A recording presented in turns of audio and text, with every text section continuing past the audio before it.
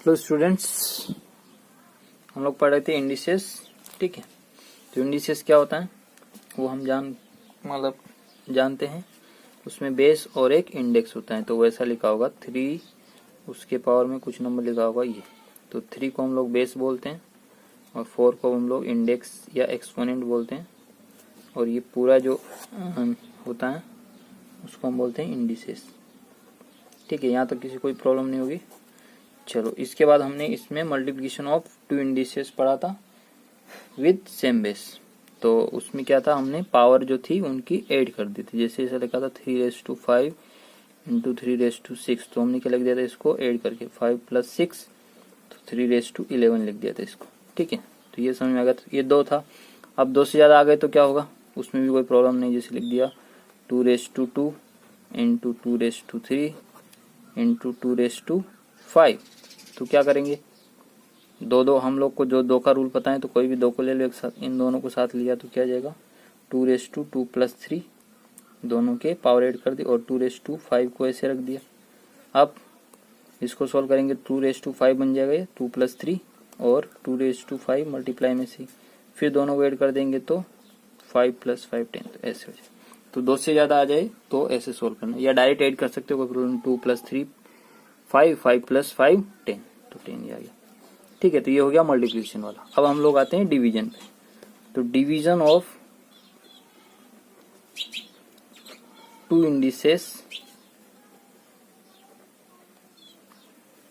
With same base. Base तो same होना जरूरी है, यहाँ पे ध्यान रखना। ठीक है, चलिए, तो डिवीजन कैसे लिखते हैं हम लोग। सिंपल डिवीजन का साइन ये होता है। तो यहाँ पे इंडिसेस लिखे होंगे इसके दोनों साइड, तो ऐसे लिखा होगा 5⁴, ये डिवीजन 5⁻²। अब इसको कैसे सोल्व करेंगे, तो इसको हम एक तो ऐसे लिख सकते हैं और ऐसे लिख सकते हैं। डिवीजन वाले को 5⁻², ये तो न्यूमरेटर हो या डिनोमिनेटर हो जाएगा 5⁻²। तो 5⁻4 का क्या मीनिंग होगा, मल्टीप्लिकेशन फॉर्म में 5 को 4 टाइम्स मल्टीप्लाई करके लिखना है, ऐसे नीचे 5 × 5। अब सिंपल मैथमेटिक्स लगाते हैं, एक 5 कट जाएगा, एक 5 कट जाएगा, बचेंगे कितने 2 5, तो 5 × 5 बचा। नीचे कितना बचा, केवल 1, तो 1 को लिखने की जरूरत नहीं। इसको क्या लिख सकते हैं 5 का स्क्वायर। ठीक है, तो ये कहाँ से आया, इसको यहाँ से देखेंगे तो ये आया 5 4 - 2, इंडिसेस के डिफरेंस, इंडेक्स के डिफरेंस। ठीक है, तो डिवीजन में क्या करना है, इंडेक्स का डिफरेंस करना है। ठीक है, किस में से किसको घटाना है, न्यूमरेटर के न्यूमरेटर माइनस डिनोमिनेटर का एक्सपोनेंट। ठीक है, तो डिवीजन में ये करना।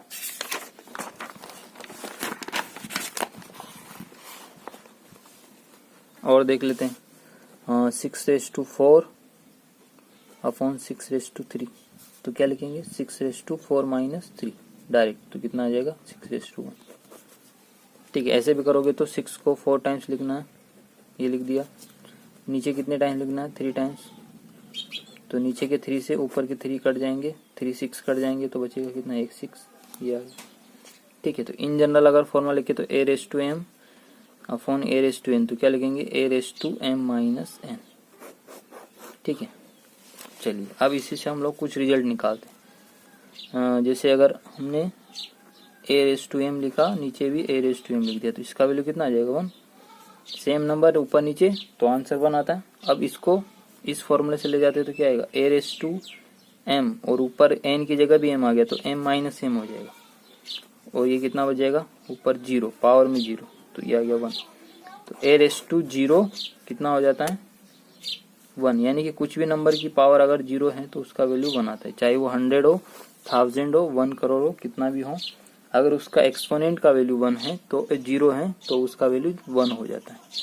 जैसे ये 10 लिखा है, 10⁻0 लिखा है, तो आंसर 1। मल्टीप्लाई नहीं है, ध्यान रखना, एक्सपोनेंट है ये 0। 100 लिखा है, उसका एक्सपोनेंट 0 है, तो आंसर 1। 999 लिखा है, उसका एक्सपोनेंट 0 है, तो आंसर 1। ठीक है, ये आता है। वो कैसे आ रहा है, समझ में आ रहा है। चलो, एक तो ये हो गया। अब अगर किसी में जो है उसका एक्सपोनेंट का पावर नेगेटिव है, उसका क्या मीनिंग है वो हमको समझ आना चाहिए।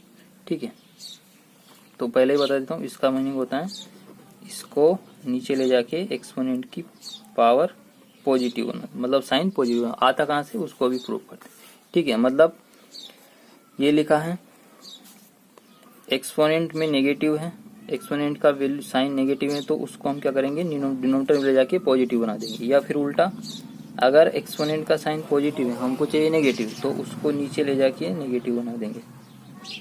वो कहाँ से रहा, वो यहीं से रहा, इसका रेसिप्रोकल करेंगे तो ये आ जाएगा। ठीक है, ये दोनों एक दूसरे के रेसिप्रोकल से बन रहे हैं, तो ये हमको समझ में आना चाहिए, ये याद रखना है। अब प्रूफ बताते, देखो प्रूफ कैसे आता है। हमने ले लिया a raise to minus m, अब इसके साथ 1 तो मल्टीप्लाई कर सकते हैं, किसी भी नंबर के साथ हम 1 को मल्टीप्लाई कर सकते हैं, उसमें कोई फर्क नहीं पड़ता।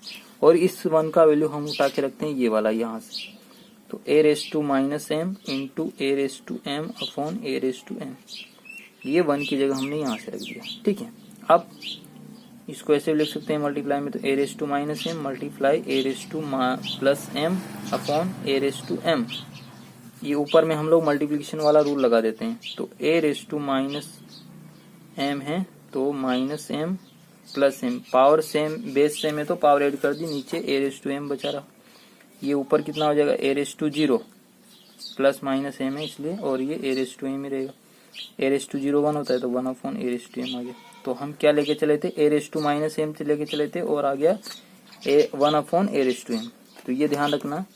ठीक है, अगर हमको एक्सपोनेंट का साइन चेंज करना है तो उसको डिनोमिनेटर न्यूमरेटर में ले जाएंगे, जहां जैसा रिक्वायरमेंट होगा। ठीक है, तो ऐसे फ्रैक्शन में भी हमको जरूरत पड़ सकता है। 2/3 लिखा है, इसकी पावर 3 लिखा, हमको इसका साइन नेगेटिव करना है, तो क्या करेंगे, इसको बेस को डिनोमिनेटर में ले जाएंगे, तो नीचे ले गए तो कितना आ जाएगा, 2/3 रेस टू माइनस 3 हो जाएगा। ठीक है, ऐसे और कुछ भी लिखा होगा तो उसको हमको प्लस माइनस बनाना है। 5 रेस टू माइनस 4 लिखा है, इसका हमको एक्सपोनेंट का साइन पॉजिटिव बनाना है, तो नीचे ले जाएंगे और एक्सपोनेंट का साइन पॉजिटिव। ध्यान रखना ये वाला साइन चेंज नहीं होगा। मान लो ऐसे लिखा है -3 रेस टू -6, तो इसको पॉजिटिव बना सकते, इसको नहीं बनेगा, ये तो ऐसे रहेगा, तो माइनस का माइनस और 1/3 रेस टू 6, इसका ध्यान रखना है। नंबर जो होगा, उस इंडिसेस जो होगा उसका साइन नहीं होगा, इंडेक्स का साइन चेंज कर सकते हैं हम लोग, इंडिसेस का नहीं। ठीक है, तो ये डिवीजन वाला रूल हो गया। ठीक है, तो ये ध्यान रखना कि a raise to minus m लिखा है या a रेस टू m लिखा है, तो उसको हम लिख सकते हैं a raise to minus m, और a raise to minus m लिखा है तो उसको लिख सकते हैं 1 upon a raise to m। ठीक है, दोनों एक दूसरे के रेसिप्रोकल हैं, सेम रिजल्ट। ठीक है, तो ये हो गया हमारा division of two indices with same base. अब दोनों का मिला के हम लोग क्वेश्चन देखते हैं, कुछ इंडिसेस मल्टीप्लिकेशन और डिवीजन से। ठीक है, क्वेश्चन कैसे सोल्व करेंगे, ऐसे लिखा है जैसे 3 raise to 4 into 3 raise to 7 upon में लिखा है 3 रेस टू 5। ये क्वेश्चन हमको दे दिया, बोलो इसको सोल्व करो। सोल्व करना मतलब एक इंडिसेस बनाने, इसमें 3 इंडिसेस हमको दिख रहे हैं, 1 2 3 4, तो इसको सिंगल इंडिसेस में हमको कन्वर्ट करना है। तो कैसे करेंगे, देखो बहुत सारे रूल हैं, सिंपल रूल हमको लगाना। न्यूमरेटर में 2 इंडिसेस देख रहे हैं, पहले उनको सोल्व करते हैं। तो कैसे सोल्व करेंगे, मल्टीप्लिकेशन रूल लगाएंगे केवल इतने से पार्ट में, न्यूमरेटर डिनोमिनेटर में कुछ नहीं करेंगे, तो डिनोमिनेटर को ऐसे लिख देंगे। चलिए, अब इसमें कौन सा रूल लगेगा, इंडिसेस में मल्टीप्लिकेशन रूल लग जाएगा, तो हम लोग एक्सपोनेंट को ऐड कर देते हैं।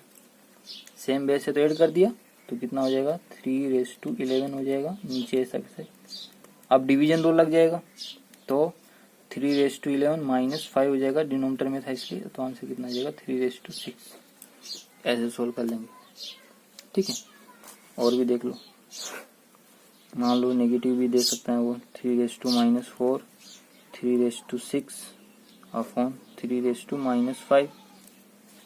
ठीक है, इसको कैसे सोल्व करोगे, पहले तो माइनस साइन हटा दो, या फिर डायरेक्ट भी कर सकते हो। जैसे हमने माइनस साइन हटाया तो क्या करेंगे, ये नीचे चला जाएगा, 3 रेस टू 4 हो जाएगा, ये ऊपर आ जाएगा, और 3 रेस टू 6 ऐसे रहेगा, और ये 3 रेस टू 5 ऊपर आ गया, प्लस बना दिया। एक तरीका तो ये है, यहाँ से कर लिया।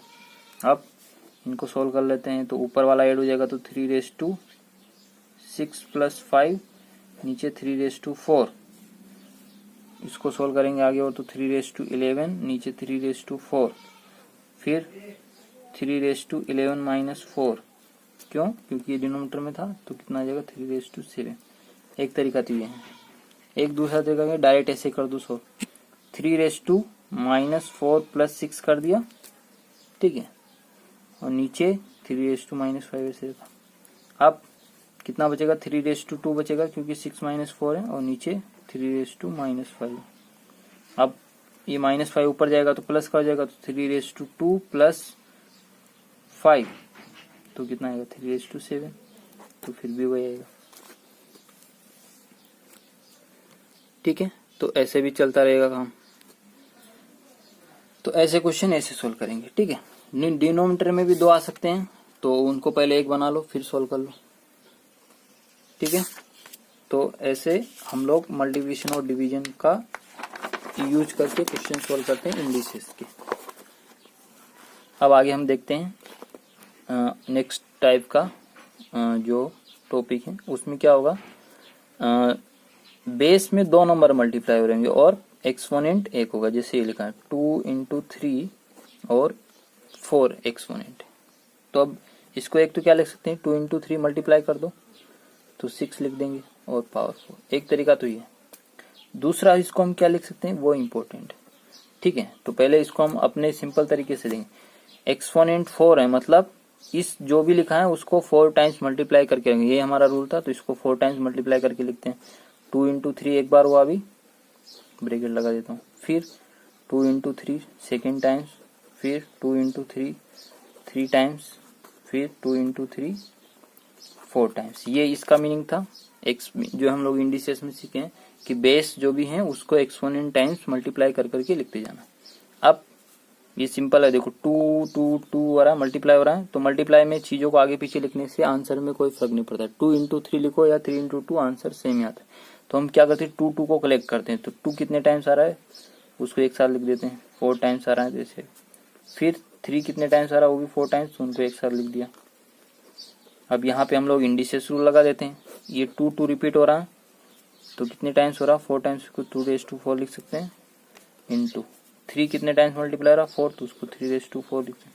तो यहाँ से देखो ये क्या हुआ, जो भी नंबर अंदर थे बेस में मल्टीप्लाई हो रहे थे उन पे ये पावर डायरेक्ट आ गई। जैसे 2 पे 4 आ गए और 3 पे भी 4 आ गए। तो ये एक रूल हो गया कि ऐसे लिखा है।